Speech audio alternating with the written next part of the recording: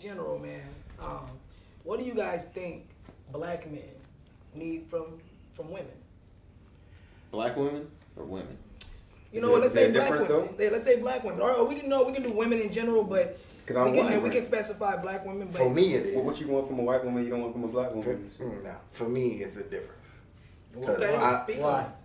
For me, that's my center is my black queen. Your black queen. That's it. It's me and her against the world. Now we got people, around us, right. But me and her against the world. Now, from what I'm seeing, like especially social media, it's black woman versus black man. Yes, sir. Yes. Which is what they have been trying to do to us for 400 years. Wow. Speak on it, man. 400 years they've been trying to do it, and they're getting closer to it. You just look at the climate right now, how it is with Camilla coming out for president, running for president with a white husband. Well, no, that so much didn't bother me as far as her record in California, like her policies in California. Yeah. Well, a lot of people don't even know that shit though.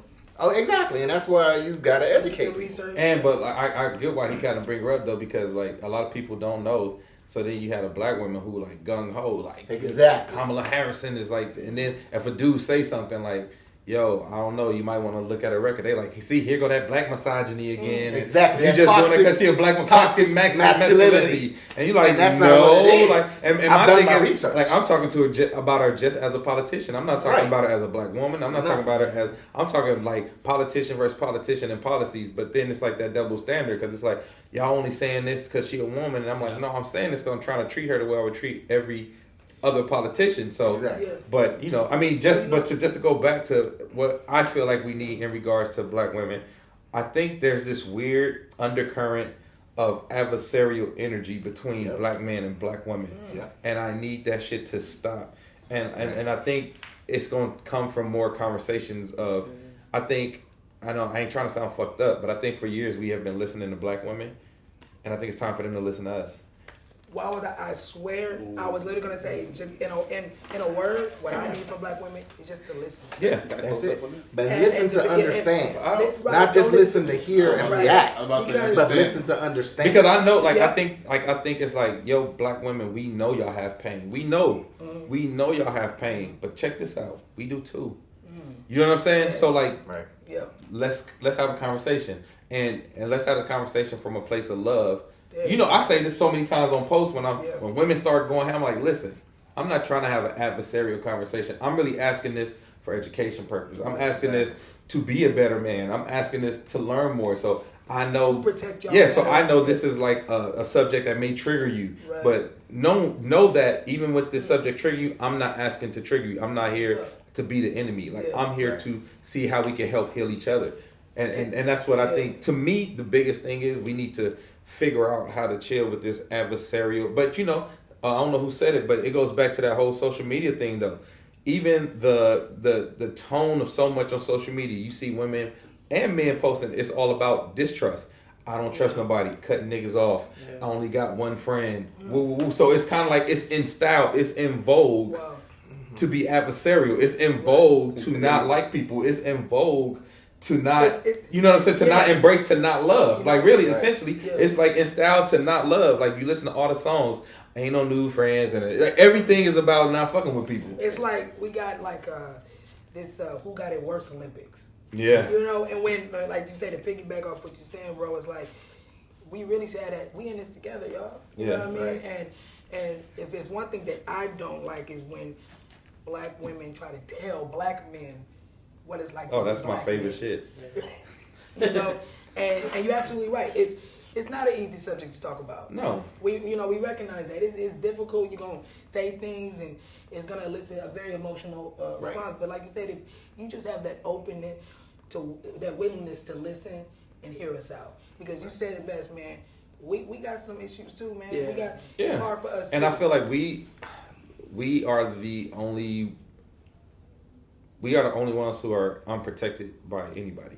Right. Because you think about it, like black men always want to try to protect black women. The LGBTQ community is protected. The Jewish community is protected. Nobody protects black men. Wow. Period. Wow. Nope. I don't think anybody protects black people. Period. No, they don't. But that's what I'm saying. But at least black women have black men trying to protect. Like at the least, black like, women don't all think that though. They're protected by. Oh, I know. Oh, I had this conversation. So a lot of them ain't though. A lot of them ain't. Well, you know what? You know what? And it's funny because I had this conversation so many times, and I asked black women, why do they say that? And this goes back to what Everett was saying about the media. I think the media has done such a good job of portraying black men a certain way that women will take what's out there in the ether and believe that more than what's actually happening in their lives. And I say that because there's women who I'm like, they'll say black men don't protect black women as a whole. That's what I always hear, as a whole. So then I say, okay, so tell me about the black men in your life and the black men around you. And most of them say, oh no, the black men around me protect me. Right. And all the black men in my life protect me. And then I'm like, so who is this whole? But then they say, well, you know, I'm just saying as a whole. And that's why I'm like, that's why I think it's like the media took. I'm like, if you ask 20 women, probably like 17 of like 3 will probably be like, nobody protects me, nobody. But like about 17 will be like, oh, the men close to me, the men in my family, they look out. The men around me, they look out. Right. So I'm like, well, do you know that we make the sum of all parts? All of those men around you, we are the men that you talking about don't look out and protect you. I think that it's like a nuance with the vocabulary. Like I think what I hear is that they don't feel safe, and you could be protected, but not be safe. True. Because like they like what you talking about is like I know that something happened to me, I can go get somebody, but the whole thing is shit keep on happening to them, like, you know what I mean? So it's kind of like vengeance they know they can get. Like niggas come through, air everything out. They know that. Right. But it's like niggas is still raping people and niggas is still beating people. You know what I mean? So I mean N-words, you know what I mean?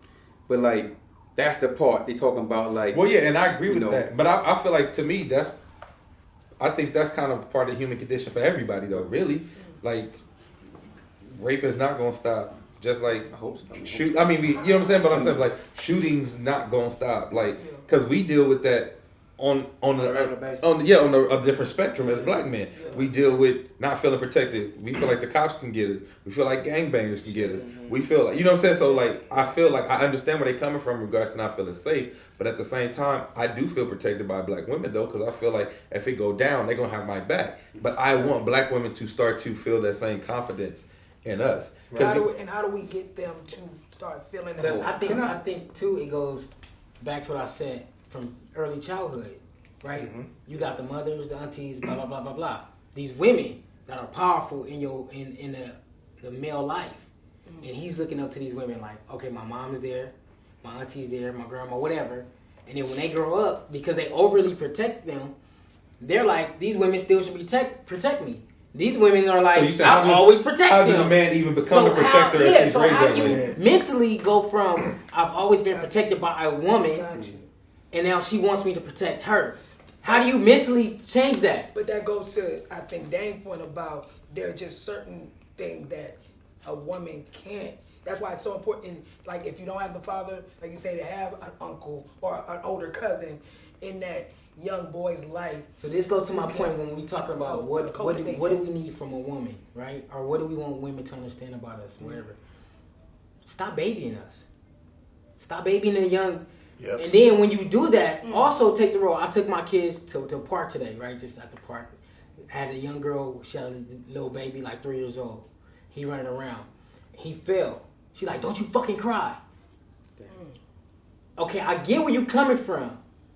But you overcompensating because the daddy ain't there, so you're going super hard. Yeah. So now he's suppressing that emotion, and then when he get 19 and he go to his job interview, and they like, nah, he like, what the fuck? I ain't got the job, you know. Right. Then you act out because you don't know how to control that. You know what I'm saying? You emotionally imbalanced. Yeah. And then you expect us to protect your emotions when we don't know how to control our own. Yeah, no, that's big. That whole thing about what it looks like. Yeah. It should look like her being able to pick up the phone and say, my faucet just broke, can you come fix it? Yeah. With nothing else attached to it. Yeah. Right. Yeah. Or I saw on Facebook yesterday, back east, it's snowing, right? This girl was like, my car is stuck in the middle of the apartment complex and these dudes walking around, not helping me dig out my car. Yeah. And I'm like, what in the hell? Yeah. And it looks like, I remember when it looks like when I first met you, D, and we just was in a discussion. We had a homie who just was doing like just something that you, as a black man, you wouldn't approve of, right? And it also looks like you being willing to call your boy out, you Right. know, on shit like that. I know you've never been afraid to do that. Nah.